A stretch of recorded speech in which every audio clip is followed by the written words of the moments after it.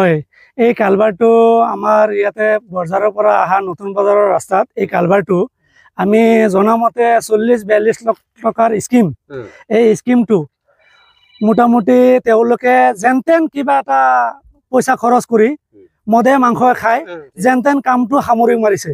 তো এই কামটোত মোটামুটি নাই ৰড দিয়া, নাই ভালকে চিমেণ্ট দিয়া হৈছে, নাই কোনো প্ৰটেকশ্যন ভালকে দিছে।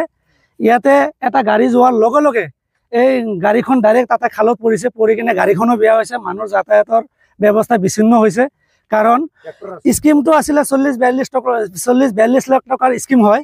এই স্কিমখনত যিটো স্কিমৰ নামত লুণ্ঠন কৰিছে, এই লুণ্ঠন কৰি আমাৰ সাধাৰণ ৰাইজৰ যাতায়াতৰ ব্যৱস্থা আজি বিচ্ছিন্ন হৈ আছে। ইহঁতৰ দুৰ্নীতি ভট্টাচাৰ্যৰ কাৰণে আজি আমাৰ বিপদ হৈ আছে। আৰু এনেকৈ শুনা পাইছোঁ যিজন নেকি আপোনাৰ মীৰা দৈমাৰীৰ লগত আমাৰ ইয়াতে স্থানীয় বিধায়ক আপোনাৰ চৰণ বড়ো যে MLA তেখেত জড়িত থকা বুলি আমি অনুভৱ কৰিব পাৰিছোঁ। আৰু এইখিনি তেওঁৰ নেতৃত্বত হৈছে। কিন্তু তেওঁলোকে যদি ইয়াতে ঠিক মতে যদি পইচাখিনি ৰূপায়ণ কৰিলে হয়, কামখিনি ভালকৈ গুৰুত্ব সহকাৰে ল'লে হয়, আজি আমাৰ ৰাইজৰ এনেকৈ অসুবিধা নহ'লে হয় বা আমি অসুবিধাৰ সন্মুখীন নহ'লো হয়। আজি হঠাৎ এটা গাড়ী আহিলেও আমাৰ ইয়াতে পৰিলে কোনোবা এজনৰ মানুহৰ জীৱনৰ নিৰাপত্তাৰ মানে ভাবুকি আহিছে। আজি কি হ'ব? কোনোবা এটা মানুহৰ প্ৰাণ গ'লে তেওঁলোকে ইয়াৰ ৰেছপঞ্চিবিলিটি হ'ব নেকি? কাৰণ মই এতিয়া আমাৰ বিভাগীয় কৰ্তৃপক্ষক জনাওঁ আৰু এই আপোনালোকৰ চেনেলৰ মাধ্যমেৰে মই আমাৰ ডক্টৰ নীলোৎ স্বৰ্গীয়াৰী EM BTR কাৰ্যবাহী সদস্য তেখেতকো কৈছোঁ, যদি পাৰে আমাক এই ৰাইজৰ যিখিনি অসুবিধা হৈ আছে, যাতায়াতৰ ব্যৱস্থা বিচ্ছিন্ন হৈ আছে, তেওঁ আমাৰ ৰাইজৰ লগত থাকি এইখিনি অলপ মেৰামতি কৰি দিয়ে। আৰু যদি পাৰে যিসকলে কাম কৰিছিল, যিসকলে পইচা লুণ্ঠন কৰিছে, তেওঁলোকে কঠোৰতকৈ কঠোৰভাৱে যেনেকৈ কাম আছিলে এই কঠোৰ হিচাপে আমাৰ এইখিনি কাম সম্পন্ন কৰি দিব লাগিব। এটা ৰড দিছে না, ভালকৈ চিমেণ্ট দিছে না, কোনো এটা প্ৰটেকশ্যন দিছে। কাৰণ তেওঁলোকে লুণ্ঠন কৰি গৈছে।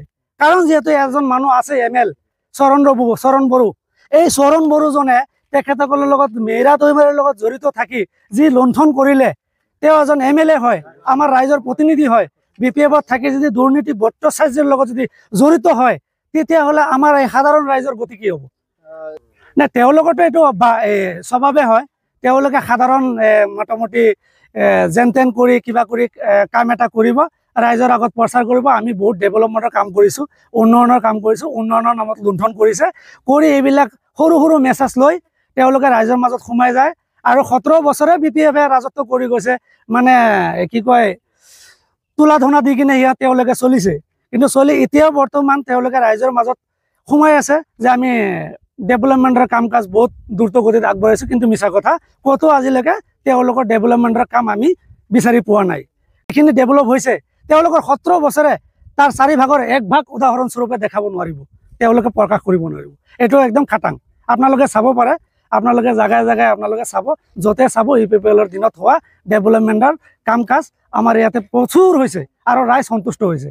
কাৰণ আমাৰ লগত ৰাইজো আছে, কাৰণ ৰাইজ সন্তুষ্ট হৈছে, ৰাইজৰ যাতায়াতৰ ব্যৱস্থা হৈছে, স্কুল কলেজ ৰাস্তা ঘাট আপোনাৰ জলসিঞ্চন বিভাগৰে হওক, যিকোনো কাম কাজ সম্পূৰ্ণভাৱে ৰূপায়ণ কৰিছে প্ৰমোদ বড়োৰ নেতৃত্বত। কিন্তু BPFৰ দিনত লুণ্ঠনৰ বাহিৰে বেলেগ একো হোৱা নাই।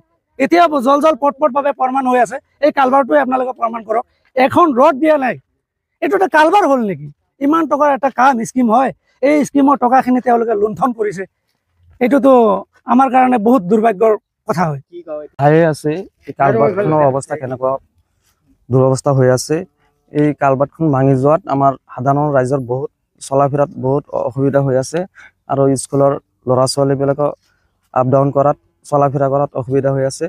গতিকে আমি সাধাৰণ ৰাইজ হিচাপে আমাৰ এই গাঁওবাসী হৈ আমি নীলোৎ স্বৰ্গীয়াৰী ছাৰক এইখিনি অনুৰোধ জনাওঁ, যাতে আমাৰ সোনকালে এই ৰাস্তাখন মেৰামতি কৰি দি আমাৰ চলা ফিৰা সুবিধা কৰি দিয়ে। কোনে বনাইছিলে এইটো? বনাইছিলে আপোনাৰ মীৰা দৈমাৰী আৰু আমাৰ MLA চৰণ বড়োৱে। 22-23 বছৰ কাম আছিল, আজি 2 বছৰমান হ'ল। 2 বছৰতে কিন্তু এই আচল যে ছবি ওলাই পৰে, আচল চৰিত্ৰটো ওলাই গ'ল 2 বছৰৰ ভিতৰতে। এতিয়া আহিব, আজি নহ'লে কালি আহি যাব। সেইটো ভোট খুজিবৰ কাৰণে আহিবই। ভোট দিবনে গাঁৱৰ ৰাইজে? গাঁৱৰ ৰাইজে ভোট নিদিয়ে। গাঁৱৰ ৰাইজে আমাৰ গাঁৱৰ ৰাইজে চৰণবোৰক ভোট নিদিয়ে। BPF-ৰ স্থান নাই ইয়াত, সেইটো চিধা চিধি কথা। কাৰণ কিমানখিনি ভাল কাম কৰিছে বেয়া কাম কৰিছে এইটো ৰাইজে চাইছে।